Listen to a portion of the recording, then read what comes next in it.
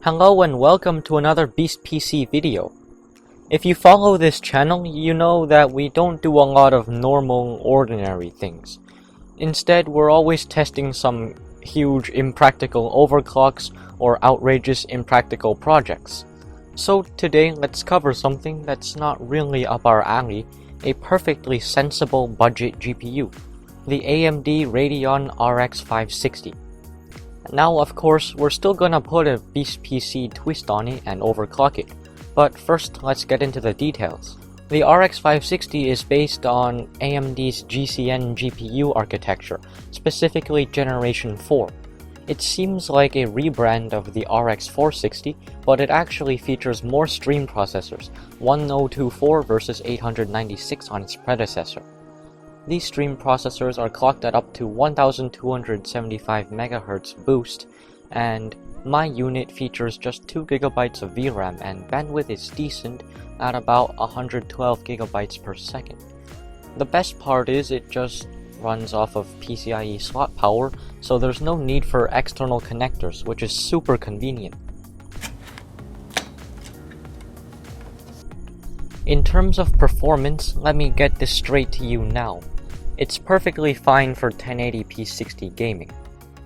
To test this card, we're going to use a 5.1 GHz overclocked Core i5-9600K, 16 GB of DDR4 3733 with decent timings, and all games are on SSD storage. Starting off the games as always with GTA 5, the GPU managed a great 63 FPS average at 1080p high settings all around. Yet, of course we're BeastPC, so we'll have to overclock it. Boosting the core all the way up to 1330 MHz and memory all the way up, I was lucky by the way with Samsung memory, to 2275 MHz, and maxing out the afterburner slider, the FPS went up 16% to 73 FPS average.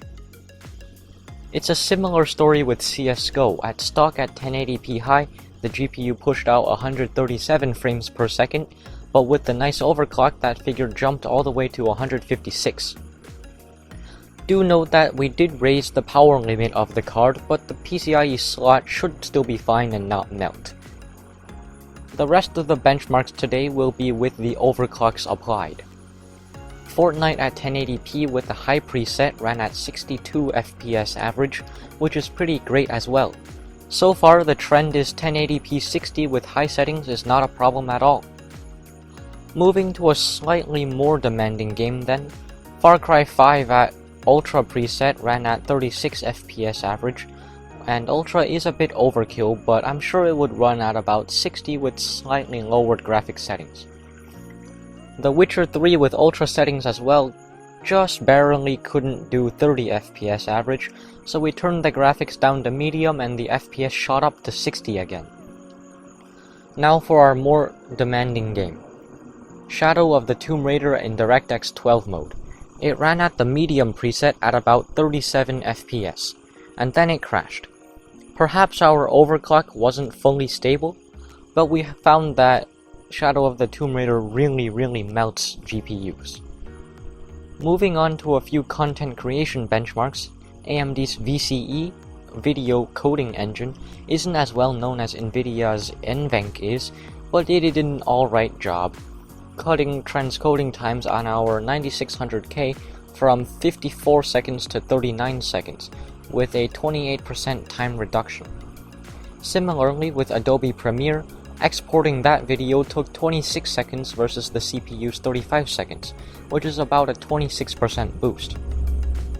So this thing is a pretty decent choice for gamers, and it'll work alright for content creators as well.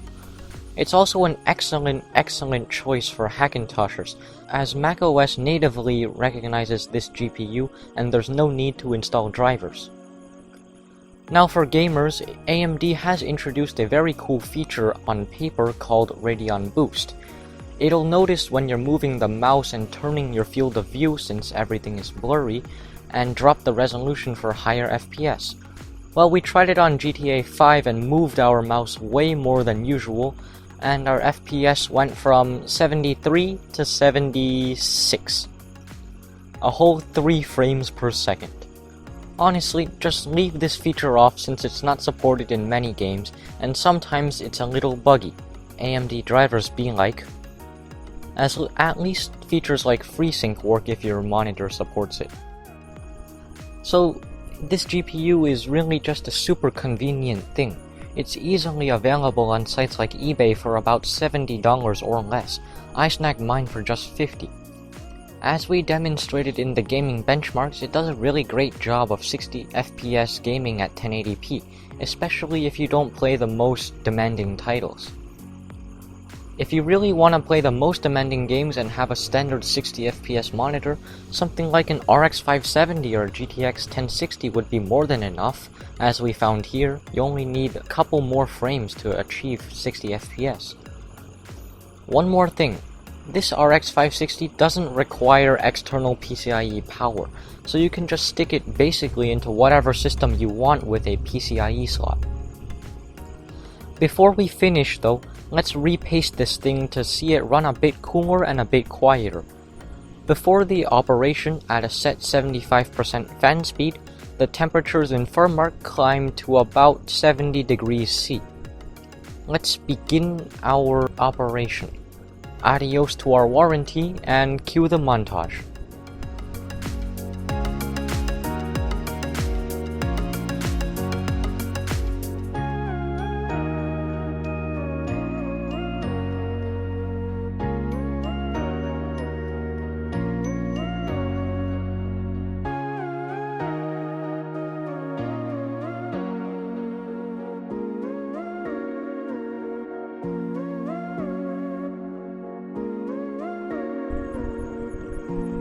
Alright, now that we're finished, let's go back into firmware and check our temperature drop. From 73 degrees to 62 or so under load, an excellent result of minus 11 degrees. Not bad at all since our room's ambient is about 27 or so. So to conclude, I've been using this RX560 as my personal card for the past month or so, ever since I sold that hot R9 Fury. This card is the direct opposite. Cool, quiet, and efficient. I've been testing Radeon Boost for about a week as well, and I can confirm that it really doesn't make FPS go higher by more than 5%, at least in games like GTA 5. Now that I've repasted it too, it'll run even cooler and quieter, which is always a good thing. Well, we've arrived at the end of the video. If you like this video, please leave a like and please consider subscribing. See you next time.